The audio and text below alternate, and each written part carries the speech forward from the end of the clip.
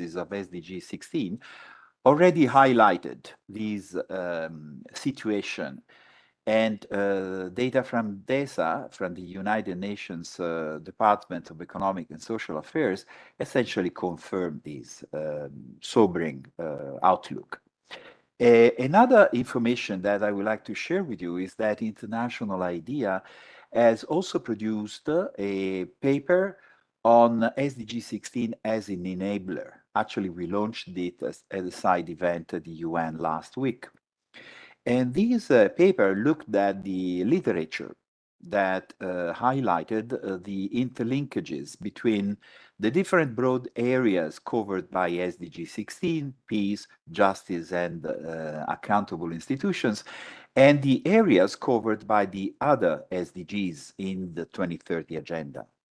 And the paper identified that out of the 17, well, without considering the SDG 16 itself, there are other 16 sustainable development goals in the 2030 agenda. Well, out of those 16 sustainable development goals, there is strong evidence of a high correlation between SDG 16 and 5 SDGs, in particular 1, 3, 4, and 5, and 10.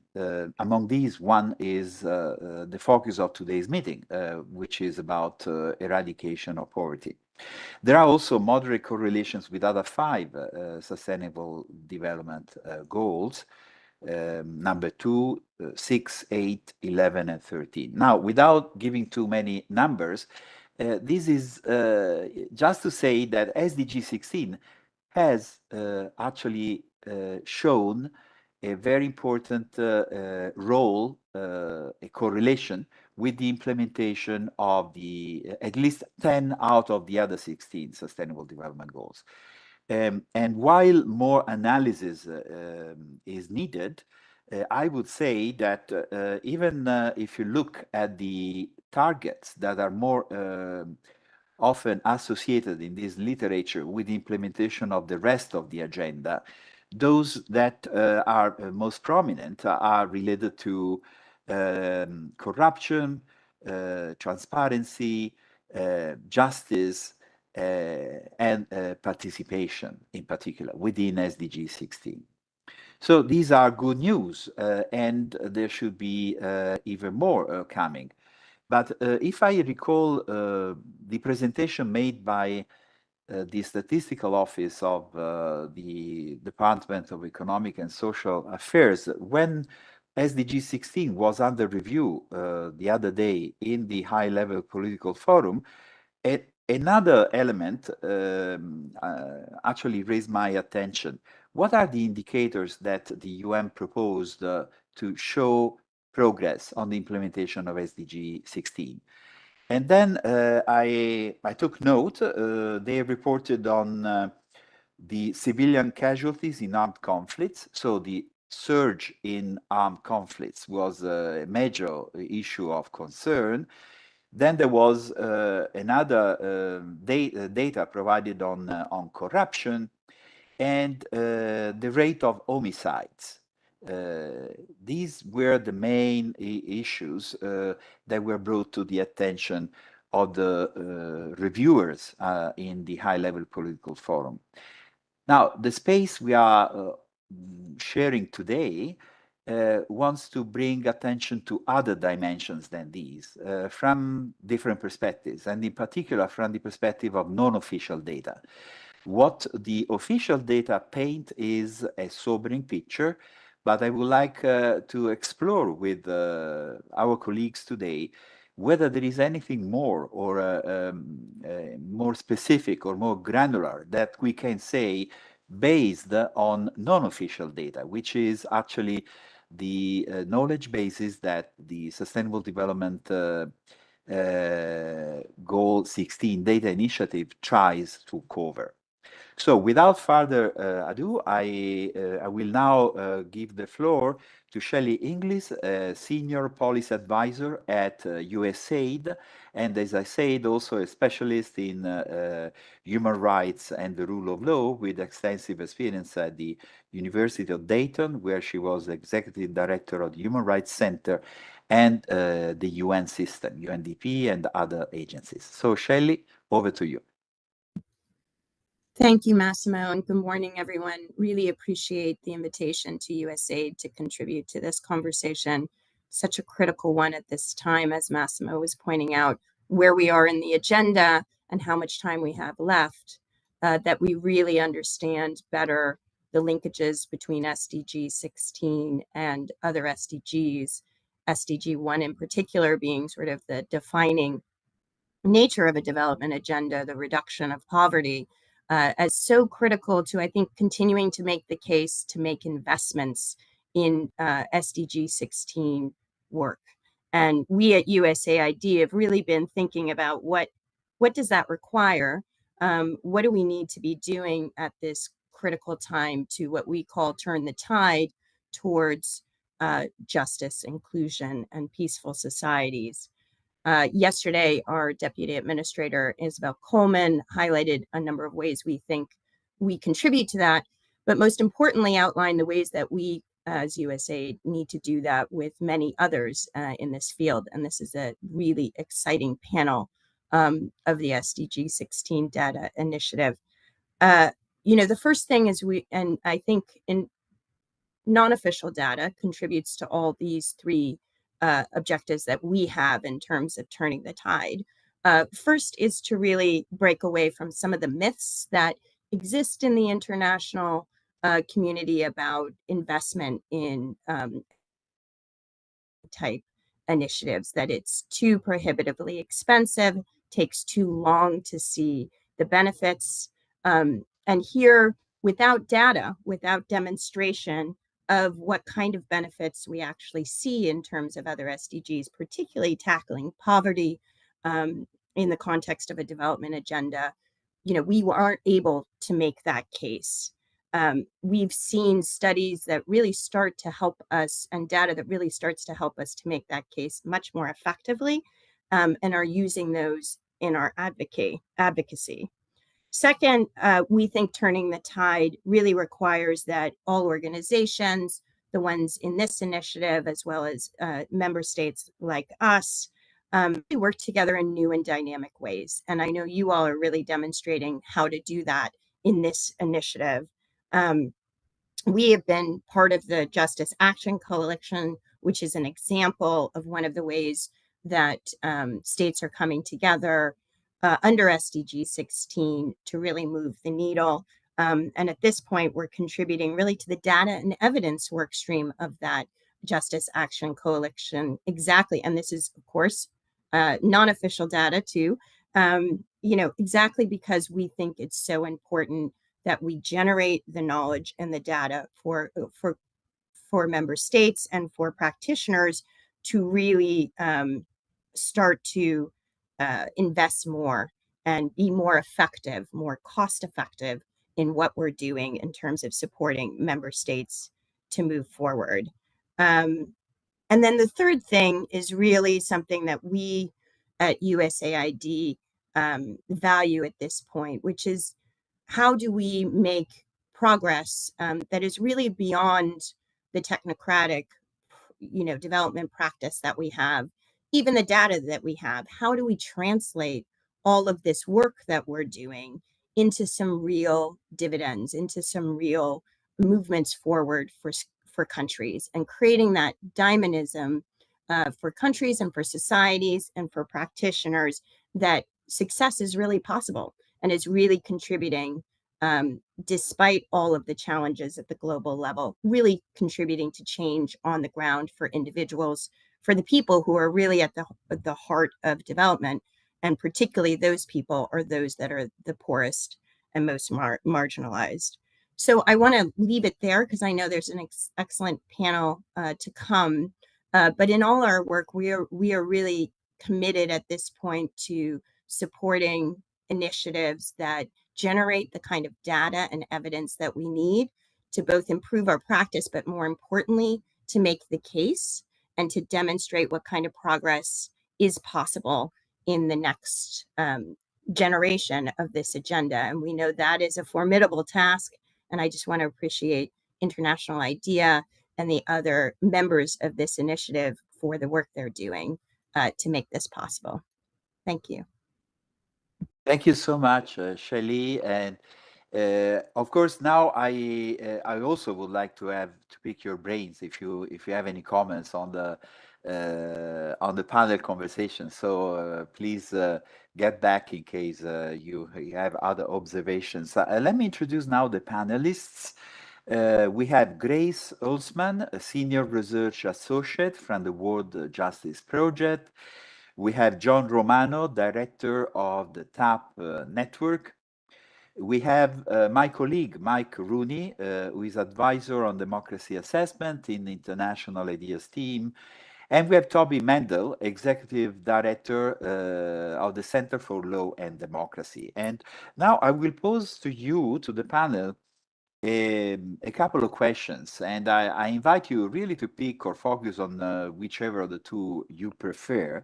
And let's allow for an initial round of quick reactions to the questions, and then we'll take it from there. So the first question is on the targets of SDG 16. Your work is focused more.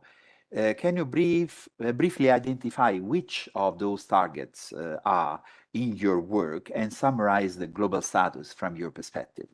And the second question is more about poverty elimination, SDG 1, which is a primary cross-cutting theme at the high-level political forum of this year.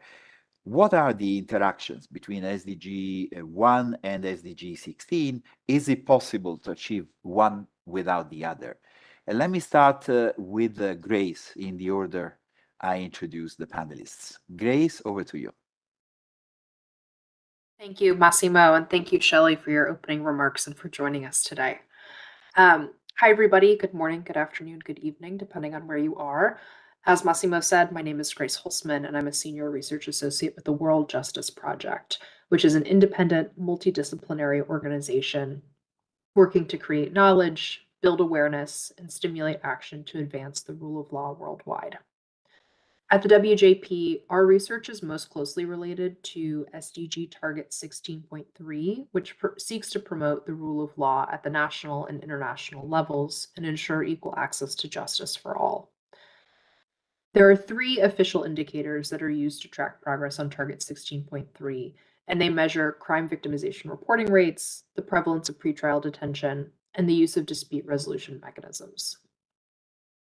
Overall, and tying into Massimo, your opening remarks, the available data indicates that we are not on track to meet Target 16.3 by 2030.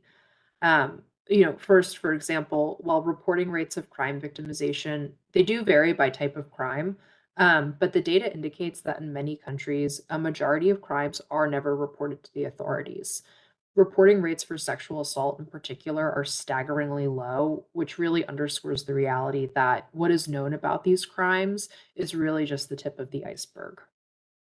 Secondly, about 1 in 3 people detained have not stood trial or been convicted of a crime, representing a really gross failing of criminal justice systems around the world.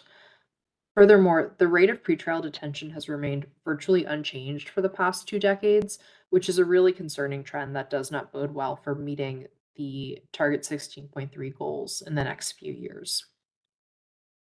A huge barrier to understanding progress in Target 16.3 is a lack of official data. So, for example, as of this week, only 6 countries have reported official data on the use of dispute resolution mechanisms via the SDG database, which makes it really nearly impossible to draw conclusions at the global or even regional levels. Improving data availability requires collaboration between all stakeholders, which can help overcome existing barriers to data collection and use, including those that are related to political will, to technical capacity, and to financial constraints. Additionally, unofficial data is an important tool for understanding Target 16.3 in particular, particularly when when official data is not available. An example of this is a report from the WJP that we published last year called Dissecting the Justice Gap in 104 Countries. And this is the first of a two-part series, the second of which was published at the end of last year as well. And I'll put the links in the chat for those who may be interested. But as part of this project, the WJP was able to produce unofficial estimates of indicator 16.3.3 for 62 countries. And in doing this, we found that in 7 out of 10 countries surveyed, a majority of people who needed access to a dispute resolution mechanism were unable to access one. This really underscores the continued gulf between the justice services that people need and those that they're able to access. And then quickly, Massimo, to your second question about the interactions between SDG 1 and SDG 16, I would just comment that from my point of view, I do not think it is possible to achieve one without the other.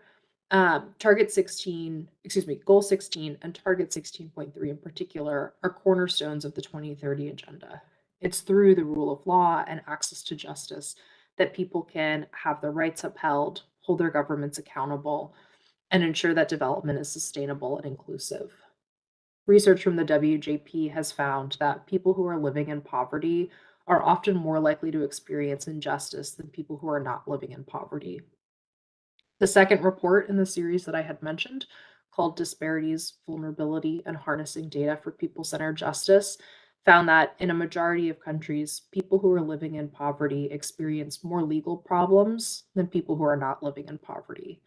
And furthermore, when those legal problems do arise, people living in poverty encounter both greater barriers to justice and they suffer greater hardships as a consequence. Beyond the individual level impacts, a lack of access to justice has negative consequences at the national level as well. Nationally, the average cost of people's unmet justice needs, on average, are equivalent to about 1.7% of GDP. So overall, Massimo, to your questions, I just really want to emphasize the deep interconnectedness between Goals 1 and Goal 16, and the need for improved collection and use of both official and unofficial data if we really want to drive progress on this important target in the coming years. Thank you so much. Thanks a lot, Grace, for your very interesting remarks. This event is usually also a sort of an introduction or a preview of our internal conversation on the next global report. So the global report is due for publication by November, and you can have here a sense of what will appear in the chapters in the next report. So there will be many of these elements further fleshed out in the report. Thank you for your perspective on this, Grace. And let me remind also the audience that you may post comments or questions in the chat on WebEx, the platform we are using. And I will be happy to convey these comments and questions to the panelists. Let me now ask John Romano, Director of the TAP Network, to react to those two questions. So the areas of work related to your action in SDG 16 and the status of the implementation and the linkages with SDG 1 on poverty. John. Great. Thanks a lot, Massimo, and thanks to all for joining us. I know that it's been a very busy week at HLPF with a lot going on, so appreciate your time for being here. To answer your first question on where we work as a global network of civil society that works on SDG 16 plus overall. We don't have a specific focus on any one SDG 16 target. We look at SDG 16 all across the targets. I think those of you that may have engaged with us in this space may know that we also pulled together a halfway to 2030 report last year. through the SDG 16 Now campaign. And this was a collaborative report. We had over 30 partners, really some of the foremost experts in every SDG 16 target to really help us break down and analyze where progress was towards each individual target, but also holistically across all of SDG 16, and then taking a look at some of the interlinkages. So I won't go into too much detail there. Maybe I'll provide a link in the chat box here. We also do go into a little bit about some of the interlinkages in that report.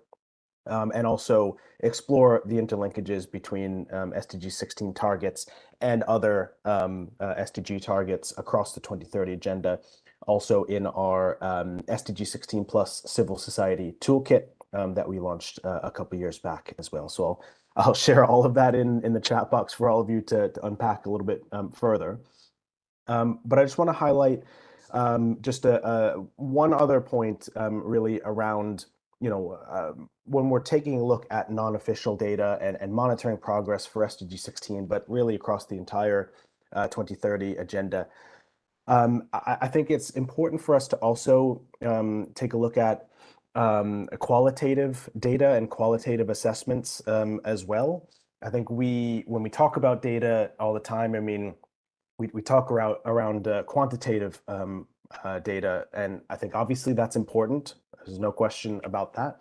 But I think if we're also looking to unpack, how people are feeling about that progress, I think a necessary complement to quantitative data are also qualitative assessments. And I think just a really great example of this is the Civicus Monitor, which brings experts across the fields of civic space from different stakeholder groups to really dive a bit deeper, take an assessment on how civic space is in countries all around the world. So I think that's important for us to really, as a community of data practitioners, also see how we work better with qualitative assessments of progress as well.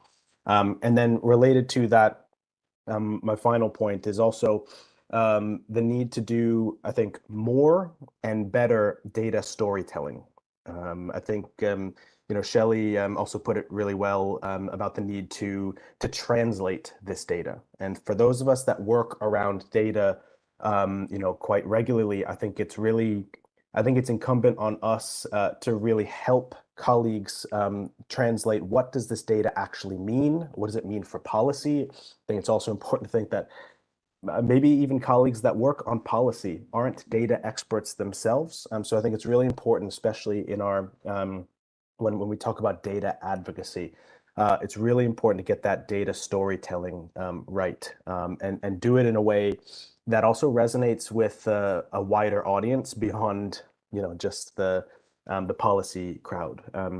So all of that's to say, we through the SDG 16 Now campaign are looking to do a lot more on the storytelling side of things, both with data, doing a bit of data storytelling, but again, also making sure that the voices and experiences of colleagues that work at the national and local level, particularly from civil society, that we elevate those voices and that they can share their stories and experiences, especially in opportunities like this, big global forums. I think the UN sometimes is a bit impenetrable. I think we need to make sure that we're helping elevate these voices for them to tell their story about where we are in terms of progress. Where do we need to go? What are some of the inspiring examples of progress that we should be building upon, our actions or around data? So all of these reasons are why we'll invest quite a bit more in the storytelling side of things, including data storytelling, but showcasing the voices of civil society through the SDG 16 Now campaign. So I'll stop there for now, and I'm happy to also respond to any other questions as well. Thanks a lot, John. And in the chat, you find the links to the reports that both Grace, John, and others will mention during today's panel.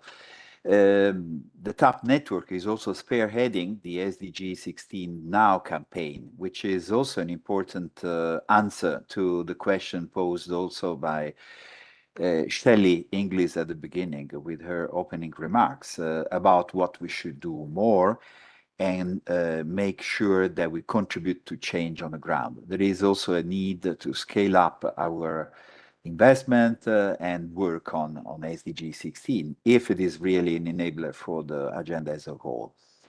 Okay, let me now turn to my colleague, Mike Rooney, advisor in the Democracy Assessment Team at International IDEA. Mike? Thank you very much, Massimo. As Massimo said, my name is Mike. I work in what we call the Democracy Assessment Unit at International IDEA. And to answer the first part of the question about how our work relates to SDG 16, much like John's, we cover a broad range of SDG 16 indicators, but what I'll focus on here today is mostly going to be SDG 16.6 and 16.7. And the data that we provide is based in what we call our global state of democracy indices, where we measure democratic trends at the country and global level across a very broad range of democratic indicators. So we assess democratic performance on an annual basis starting from 1975. And what's important here is we don't provide a single index of democracy. We try to use our indicators, our data is disaggregated, so we could use this to hone in on, say, individual SDG goals or individual indicators. We aggregate data from 24 different sources, including UN agencies, academic expert coded data, and some that we do ourselves. So we have a total of 165 different indicators that we use, covering 174 countries.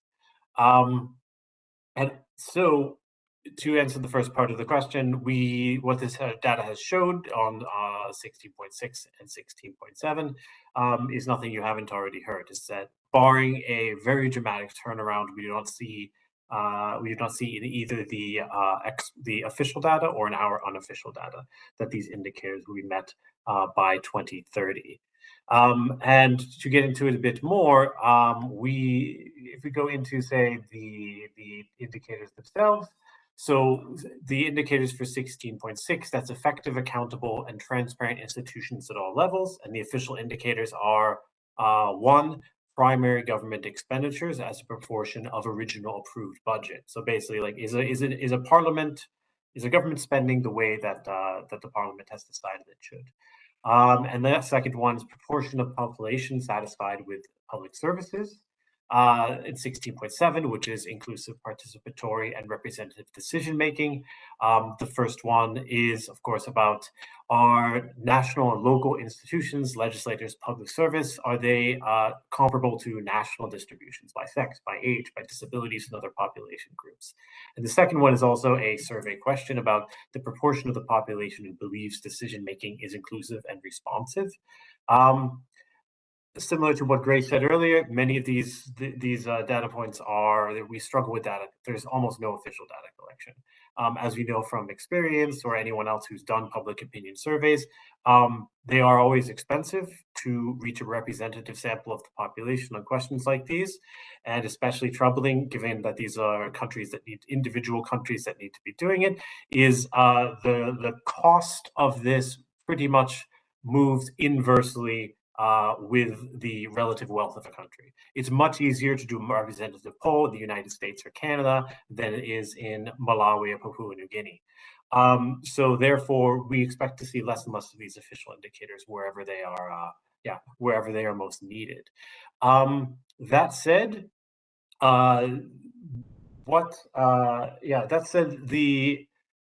I will move on very quickly because we have only a couple of minutes here, and then we'll get to a broader discussion. To answer the second question about the contribution to poverty eradication, yes, I think we believe that we can if we, in a forthcoming report, were to try to prove this from a quantitative standpoint, we can make a very strong argument that, responsive institutions, accountable, transparent institutions are quite necessary for achieving the goal of poverty eradication.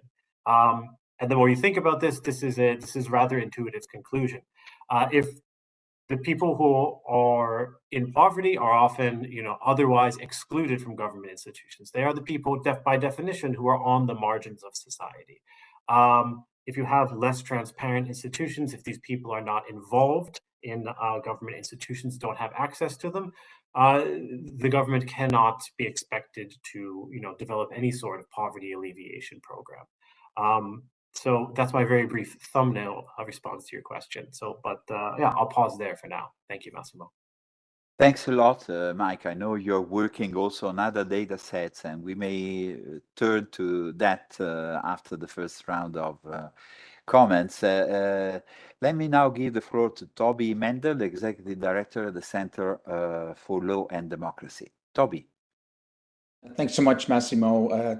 Just briefly on the center, we're an international human rights organization based in Canada, and we focus on what we call foundational rights for democracy, freedom of expression, access to information, right to participate, freedom of association, and freedom of assembly. Today, I'm going to focus on Target 1610, which is access to information and fundamental freedoms, and within that I'll mostly focus on freedom of expression. Just very briefly on the state of play, I mean, we've seen some progress in terms of the adoption of access to information laws. So at the beginning of the SDGs, 86 UN member countries had not adopted those laws, and today that's been reduced to 56. So we're not sort of anywhere near halfway at the halfway point or beyond the halfway point now. My organization recently did an analysis of those 56 countries, and we found that 84% of them, almost all of them, were either countries which ranked very poorly on democracy indices or were countries with less than 1 million people. So obviously it's harder for very small countries to adopt these laws. So I think that we, probably in terms of the more democratic, larger countries, we're almost there on that one. On the other hand, in terms of freedom of expression, and you gave some very dire, you used a more polite term, but I think the statistics have to be labeled as dire, about the lack of progress on, the SDGs overall. I mean, I think within that we have to look at, in some areas, we are not just not progressing, which is what the SDGs are supposed to have us do, but we're actually backsliding. And I think with freedom of expression around the world, we are seeing very significant backsliding, in quite a few countries, whether that's in the form of direct attacks on freedom of expression or indirect attacks, for example, by clamping down on civil society or the media. So I think the situation with freedom of expression is one where we're going backward, not so far from going forward.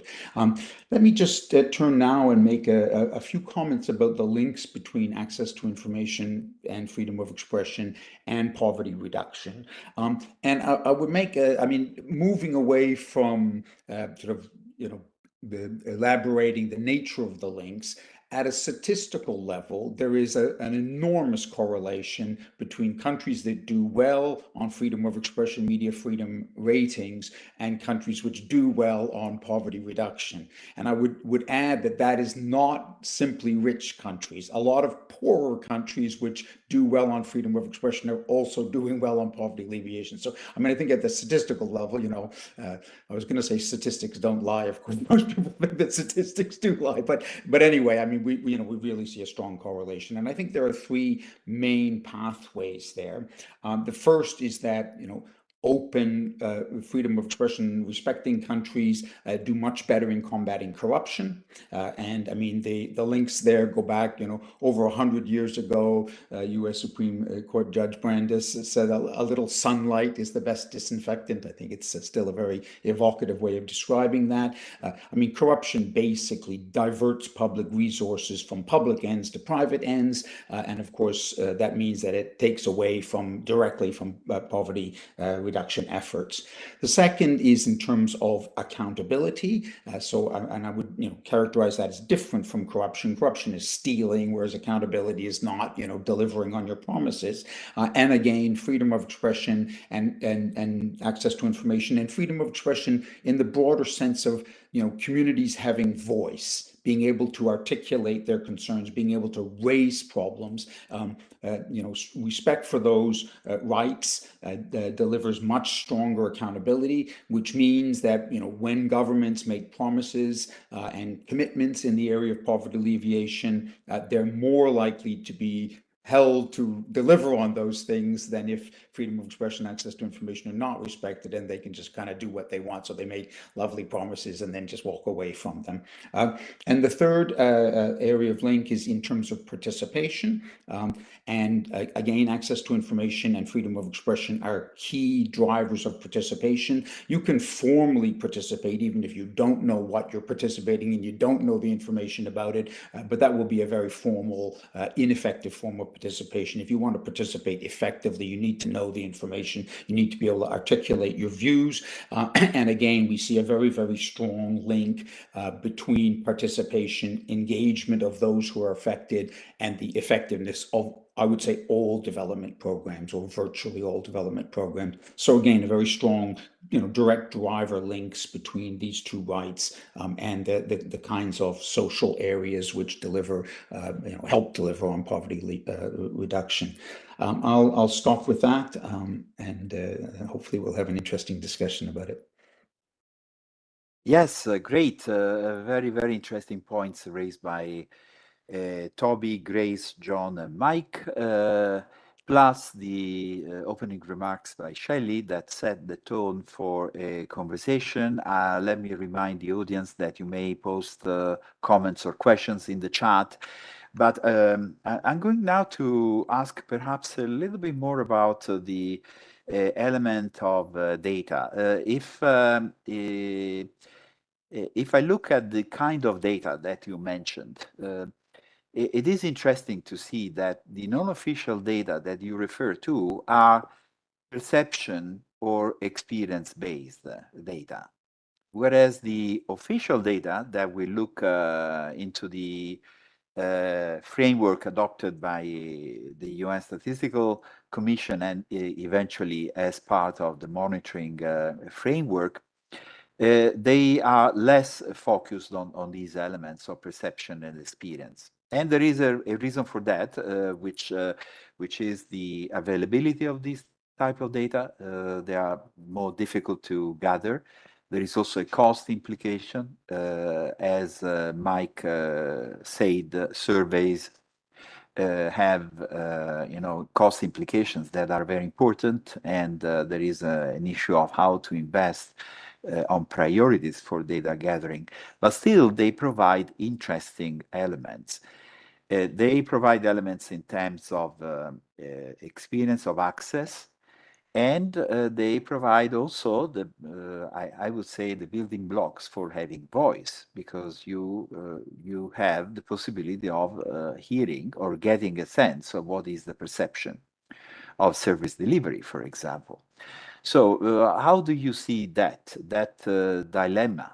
How to strike a balance between gathering these very valuable, important data and the cost of their collection and the acceptance eventually by official institutions of these data, which may show also, that there are some sensitive areas where government action is not enough. So what is your idea about that?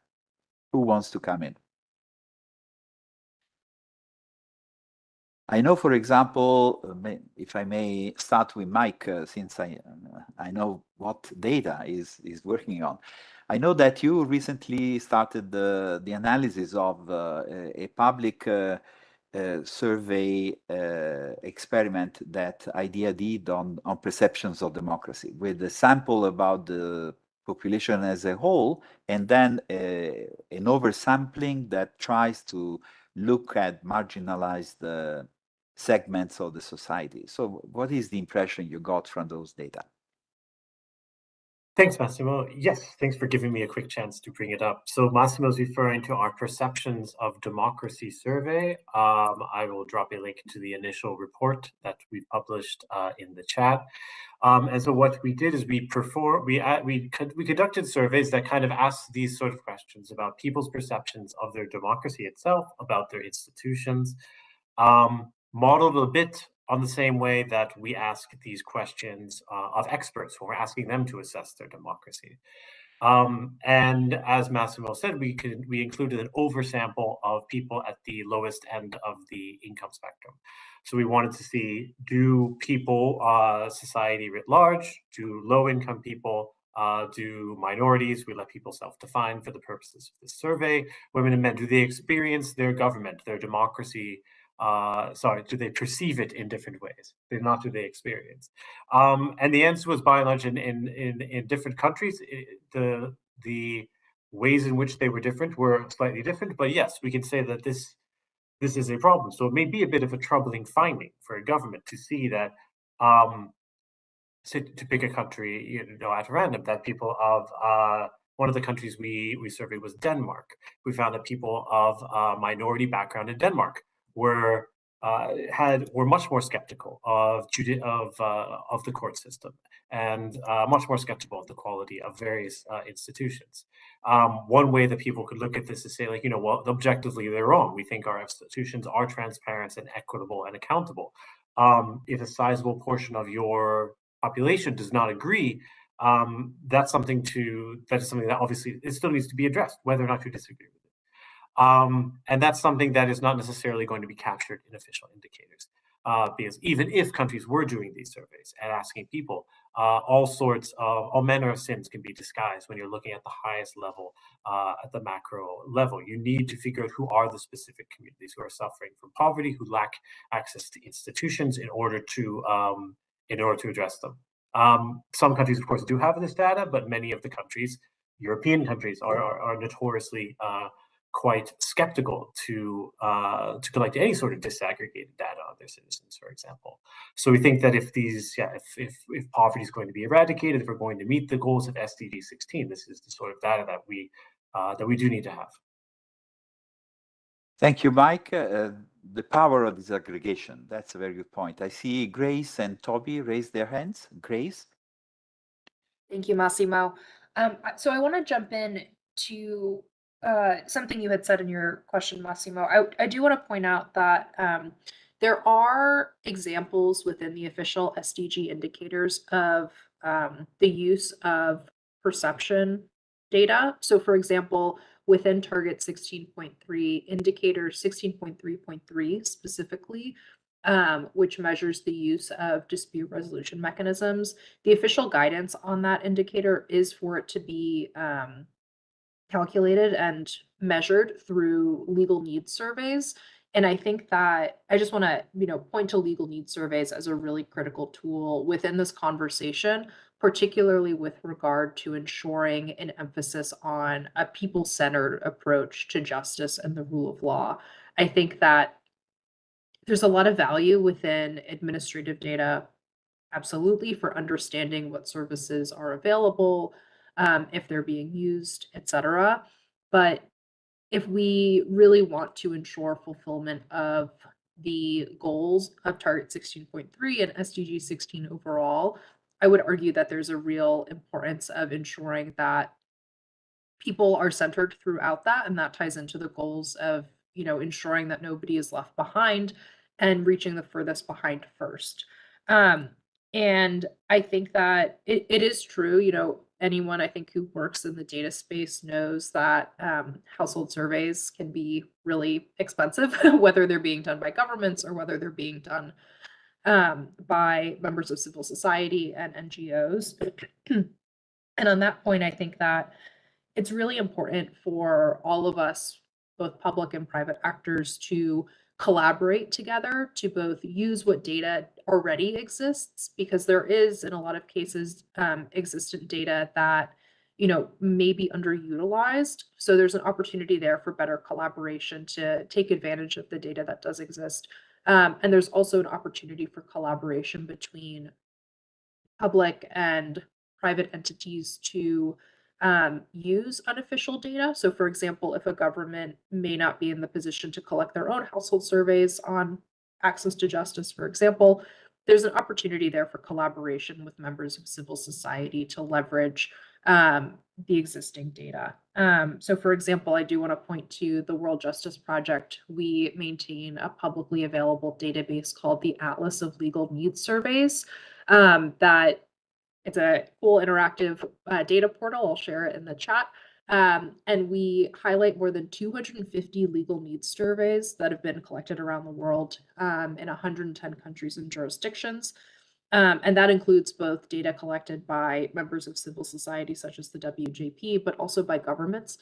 And I think that that is, one example for people who are looking to better understand and use data-driven approaches to advancing Goal 16, not only pushing for more data, but pushing for more effective use of existing data can help, balance some of the cost concerns and hopefully move for more efficient and effective policymaking. I'll leave it at that for now, but thanks. Thank you, Grace. Toby, I saw that you also responded to a question in the chat, but let me give voice also to this question posed by Catherine Klein. All of these great points require governments to care about improving the lives of their residents.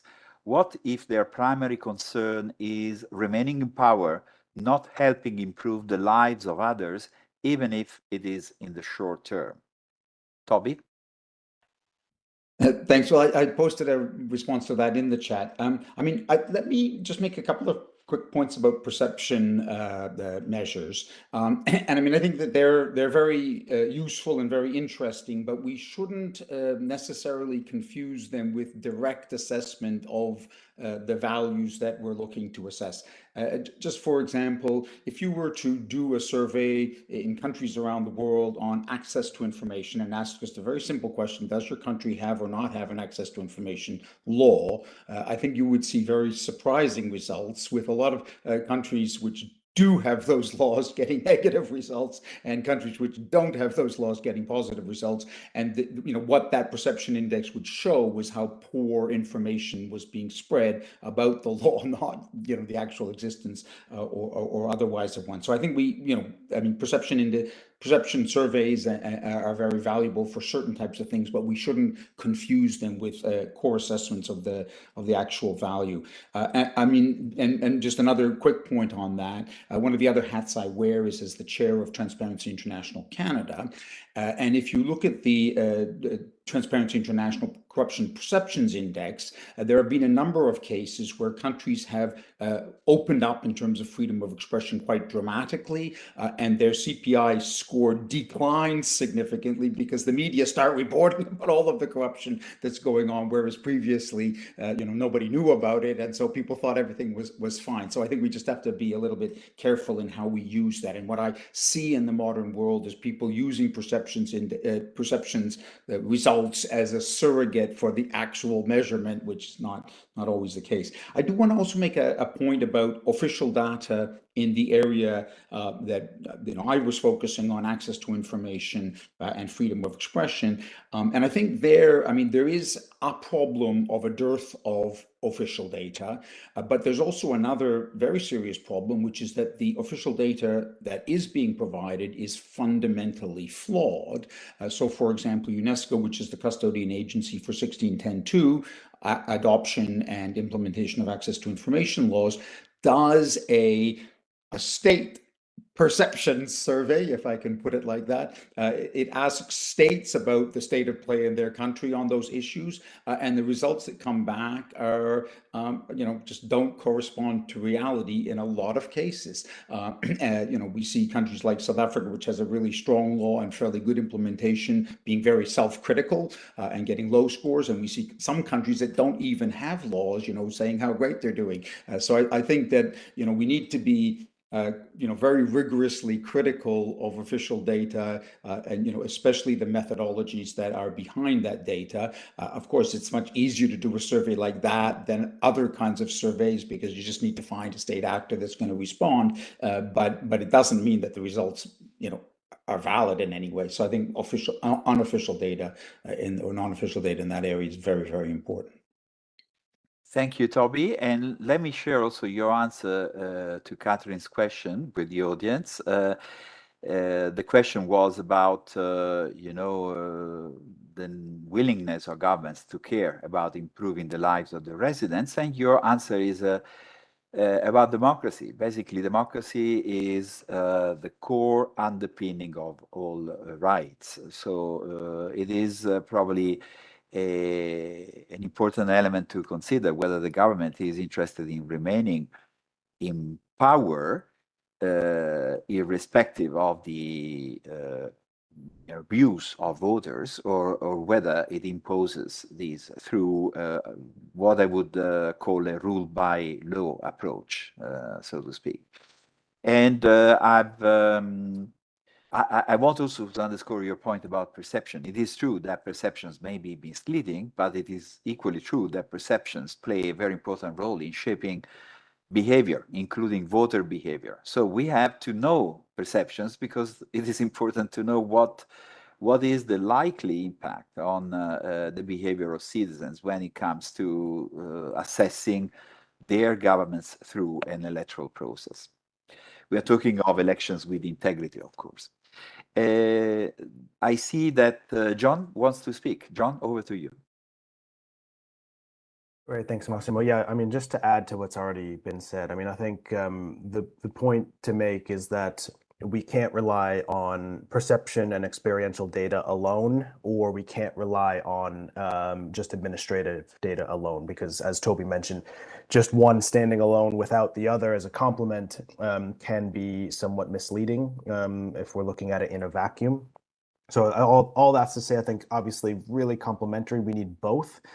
But I think the key point here also around perception or experiential data as well is if the administrative data tells us one thing about the state of progress, and experiential data or survey-based data tells us a different picture of progress. I think that's also a really important thing to unpack as a community or as policymakers about why that might be the case, because it may not be something as malicious as the government just simply isn't making progress. It could be that it could be due to a number of reasons that is also useful for the government to know.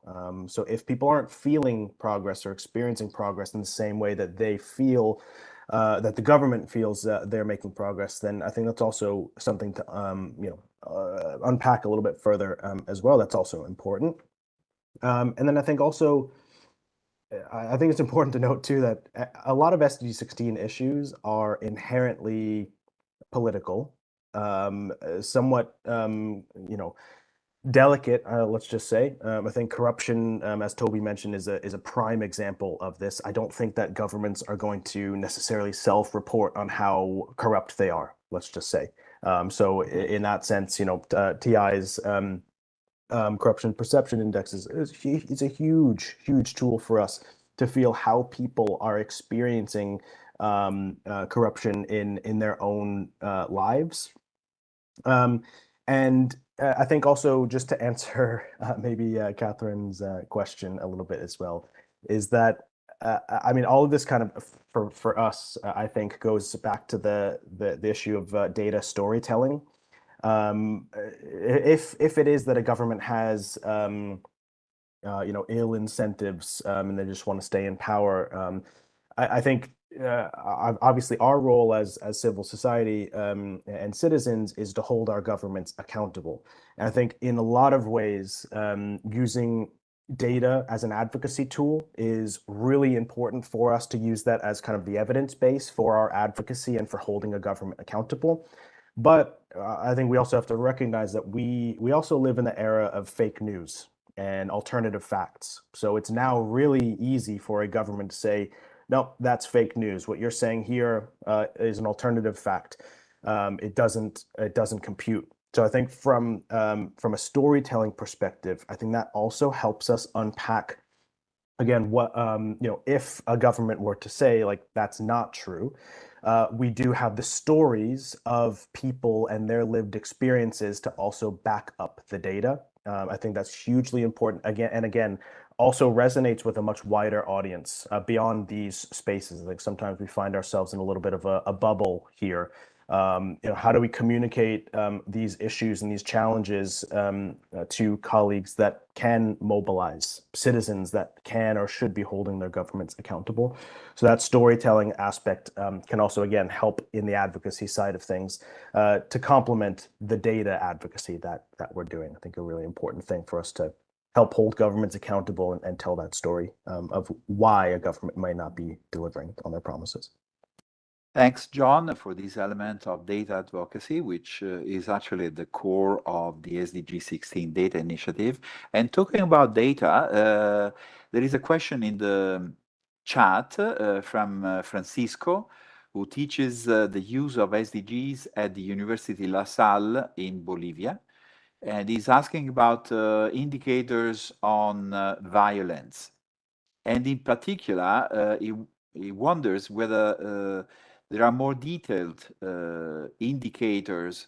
For example, the number of feminicides is too high in many places of the country, but it is not reflected in the first indicator that they're using in Bolivia, which is the number of crimes per 100 inhabitants. And this is an interesting point, and I would even consider that it is interesting for IDEA because we are looking into an even more disaggregated indicator, which is political violence against women, which has a very important impact on the political participation and representation of women in legislatures, for example, or inclusion in political processes.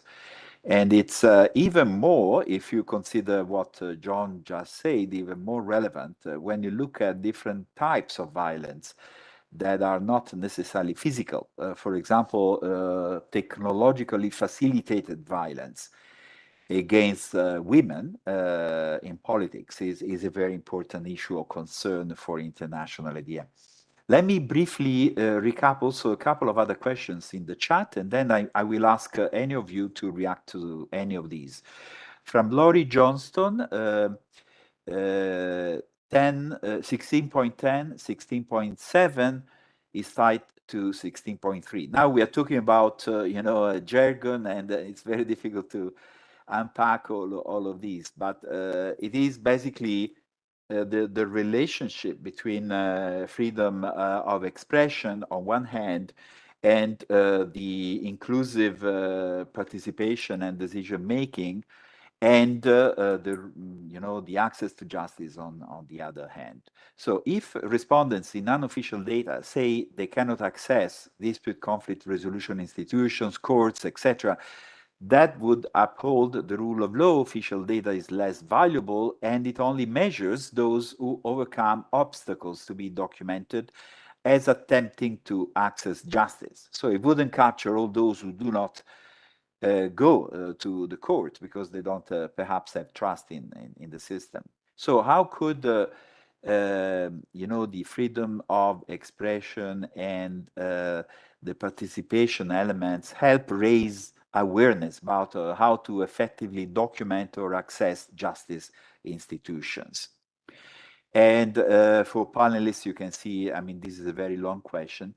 You can see the other details. And then there is another question from Roger Duthie, who is addressed to John or others. Are there examples of the kinds of data storytelling that may be more effective, especially in contexts where narratives are contested, that may be polarized or divided, like post-conflict situations? So, who wants to answer? I saw Grace, Toby, and then Mike in order. Grace? Thanks, Massimo. I'll jump in quickly to the first question that you referenced from Francisco in the chat on other data points with regards to violence. So to that point, I would say, and I would invite my fellow panelists, correct me if I'm wrong, I do not think that there is an indicator specifically on femicide. That being said, I would point to within target 16.3, the indicator 16.3.1 is about reporting rates of violent crime.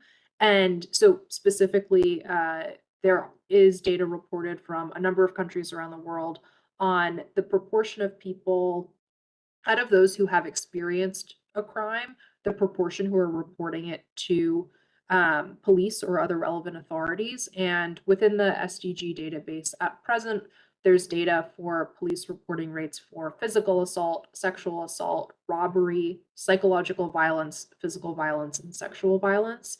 And it varies by country, but there are a number of countries that are reporting gender disaggregated data on this. There's definitely a lot of room for improvement, but I wanted to highlight that existing data with regard to your question, Francisco, because I think that that can offer some interesting insights into, first and foremost, like how much trust people have in their governments to resolve their crimes. So, for example, if the rates of reporting of sexual assault are really low in a lot of places, which indicates, I think it can indicate a lot of things, but for example, could reflect stigma and biases against people who experience sexual violence, but also could reflect perhaps a lack of trust or faith in authorities to react in an appropriate or helpful manner.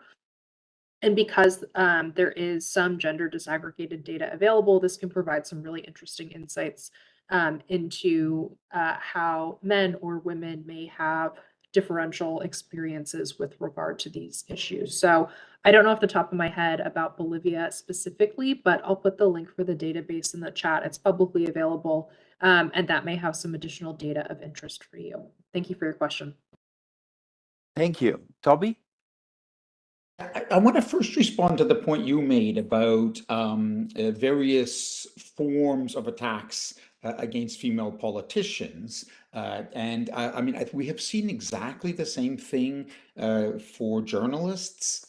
Probably for pretty much the same reasons. So, women who sort of stand up and make, important public interest statements get attacked. And I mean, if you look at the issue of killings of journalists, then it's overwhelmingly men that are getting killed. But if you look, for example, at online, brutal online harassment and threats and things like that, then really female journalists are getting, hammered, I would say. And I mean, that leads to, as it does with politicians, that leads to structural biases and problems in our information space, in our governance space, because women are being driven out.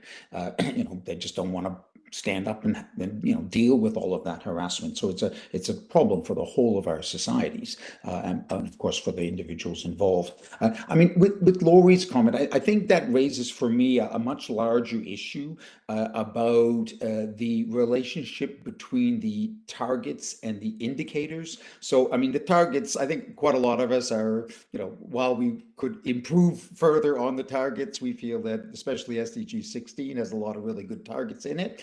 And 1610, access to information and protection of fundamental freedoms. I mean, as a human rights activist, I kind of love that one. But then if you move to the indicators, especially for fundamental freedoms, I mean, under 1610.1, they're looking at killings, brutal forms of physical attacks on journalists and other human rights defenders. I mean, and that is just not remotely a surrogate means of assessing the status of fundamental freedoms in the country. How many people are killed? I mean, it's there's a really huge gap between the target, which we broadly support, and the indicators. And I mean, I would just mention, as of course everybody on this call knows, or all the panelists, I mean, one of the roles of SDG 16 DI is precisely to talk about that gap and to propose additional indicators and produce and disseminate data on that. And so I mean, I think that's a very important role of SDG 16 DI. Thanks a lot, Toby. Over to you, Mike. Thanks. I'll just try to answer very briefly, or provide some sort of answer to the question about to Laurie's question, when respondents can't access dispute, conflicts, resolutions in courts, and then how can we trust official data when we're only recording the people who have managed to fight through a large number of barriers to get there. I think this is what we're trying to do at International IDEA with our use of Global State of Democracy and our PODS survey data, is trying to see the Global State of Democracy data is generally asking people or experts, people who should know the answer to these questions, of what the relative distribution of access to justice is in a society.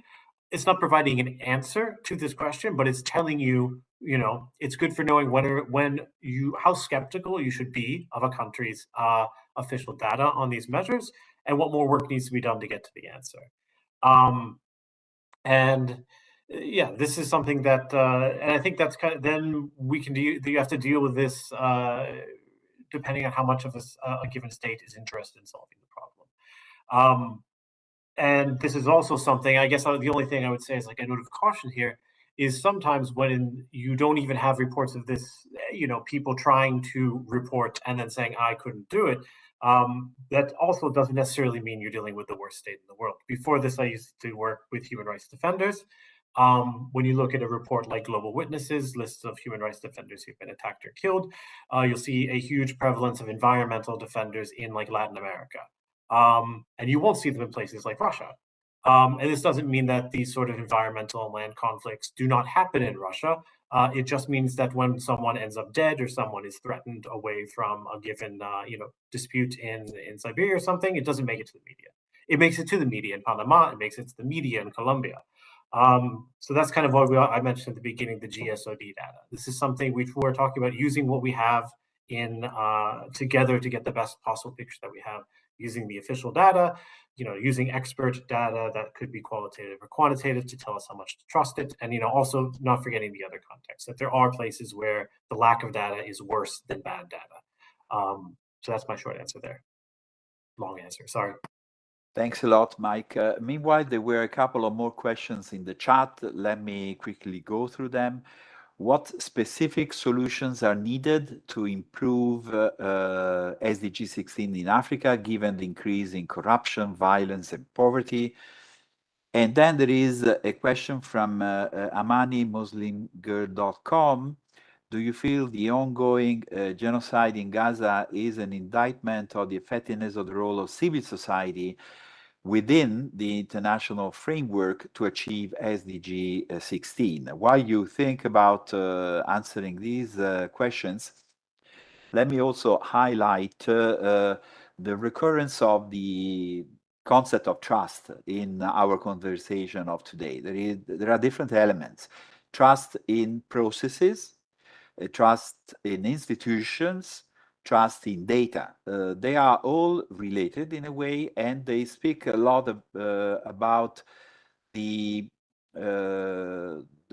environment in which, in the society, the implementation of the agenda takes place. And I think that when the agenda was adopted, the environment was different. In a couple of questions, there were references to the current polarization of political discourses and disputes. The last question is actually introducing also an important element, which is, the importance of conflict, as we have been knowing it for decades, but now is really reaching a level of exacerbation that is questioning the capacity of multilateral actors, including civil society, in addressing these issues, and what role is for SDG 16 to play, to identify constructively solutions to these problems. And also the question about Africa, very interesting, because as you know, last year was characterized by a number of coup or attempted coup, and some of these coups, talking about perceptions, had some support in the society. So this is really challenging and questioning, because not always all good things go together, and we have to be conscious of the ambiguities. And again, talking about perceptions, how are we capable of delivering when such complex agendas are difficult to understand through simple or simplifying storytelling? The note Toby made before, once you have more access to information, you project a perception of a much worsened situation, while in fact this is simply a hidden dimension of an ongoing reality that becomes more evident, more visible, which is more or less what we are doing through the SDG 16 data initiative by focusing on unofficial data. So who wants to react to any of these questions? Toby.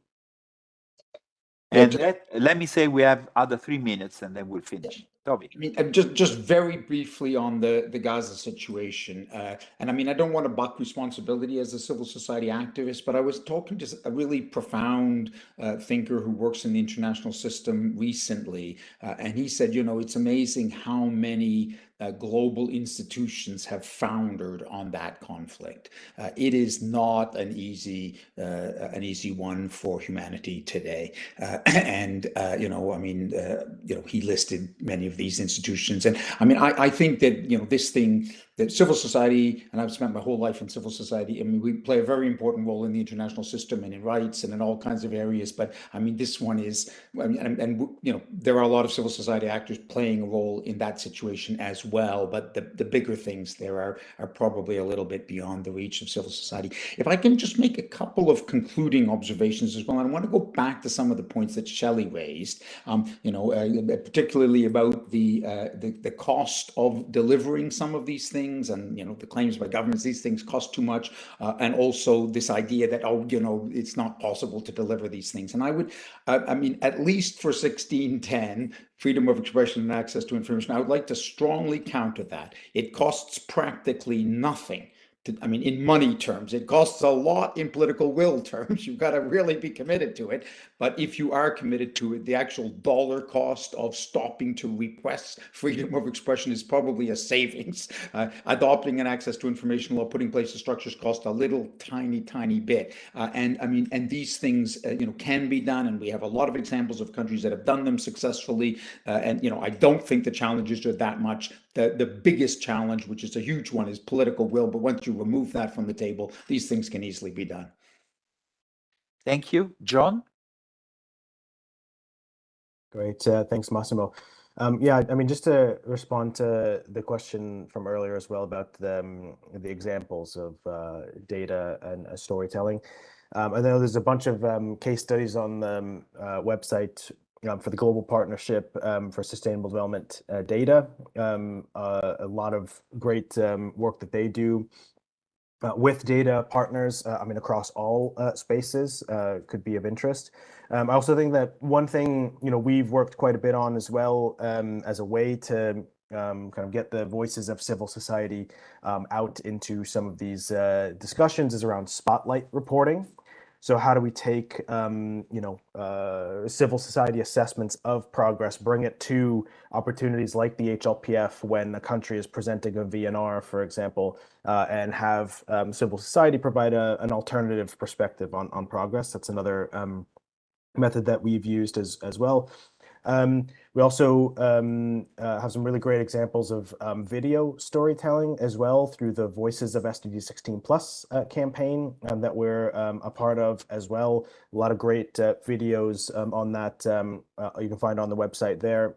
Again, I think something we need to invest a lot more in is that visual storytelling that resonates with a much wider audience. So a good example around video storytelling there. And then to the question on, you know, the situation in Gaza and some of these kind of almost existential questions about, you know, the role of civil society in some of these situations. I mean, I think it's incredibly difficult. I mean, it's a really difficult question to answer, and somewhat along the lines too of, you know, questions about what do we do in cases where civic space is shrinking or non-existent. For example, I think it's almost a similar existential question for civil society on our impact in some of these spaces and in some of these countries and situations. I think from our side at the global level, those of us that work in these spaces like HLPF and like others, I think it's really important for us to, again, share the voices of experiences and colleagues on the ground. I think that's one thing. But I think it's also important for us to pressure those that are champions. So let's just say some of the champion member states, for example, who will and should speak up in forums like this, to speak truth to power. And I think in a really toxic political and multilateral environment that we find ourselves in these days, I think sometimes that's a little bit of a challenge. So I think we need to bring more champions on board for SDG 16 for civil society, and have them also help us speak out against some of the atrocities or some of the challenges that we find ourselves in the international order, let's just say. So I think it's really important for us to bring some of those champions on board that can speak out and support the civil society mobilization that we can also support on our end as well. Thank you. Grace and Mike, any final comments before we wrap up? I would just jump in just quickly, some kind of closing thoughts that I want to emphasize. I think that in this conversation, and as we continue to move forward, looking ahead to 2030, ultimately, it's really, really critical that we continue to remember and emphasize and center the wants and needs and experiences of people, specifically folks who are experiencing marginalization. I think that those tend to be the people who are most disproportionately impacted by injustice and poor rule of law, and unfortunately tend to be the least represented in spaces and conversations like that. So that's the first thing I want to emphasize, is really the need to ensure inclusive conversations and decision making moving forward, to make sure that progress on SDG 16 really is justice for all. Secondly, in continued conversations around data for progress in particular, one thing that I think will be very important in the coming years, particularly with the increasing use of generative AI and other such advances, is the critical importance of emphasizing data privacy and ethical decision-making with regard to data, and making sure that any data and information is really being used for good, rather than just using it without thinking through the ramifications. And then lastly, I just want to echo, John, your point about the really important, the importance, of speaking truth to power, and ultimately recognizing the need to look at this work as a way to really hopefully advance positive change for the world. Thanks. Thank you. Mike? I just wanted to thank everybody for coming who attended, and if I would highlight one thing at the end, I believe it was the point about the fact that although meeting, putting together the funding to meet SDG 16 and to do everything we need at SDGs sounds expensive in the abstract, but it is very little money. It's a question of political will, and I think we'd all do well to keep that in mind and never miss a chance to hammer that home.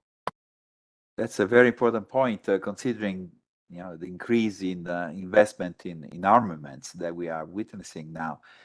Shelley, you made very impressive opening remarks, and I still remember yesterday's event with stories and witnesses who were so involving and engaging from the field, really. Do you want to say a few words in conclusion?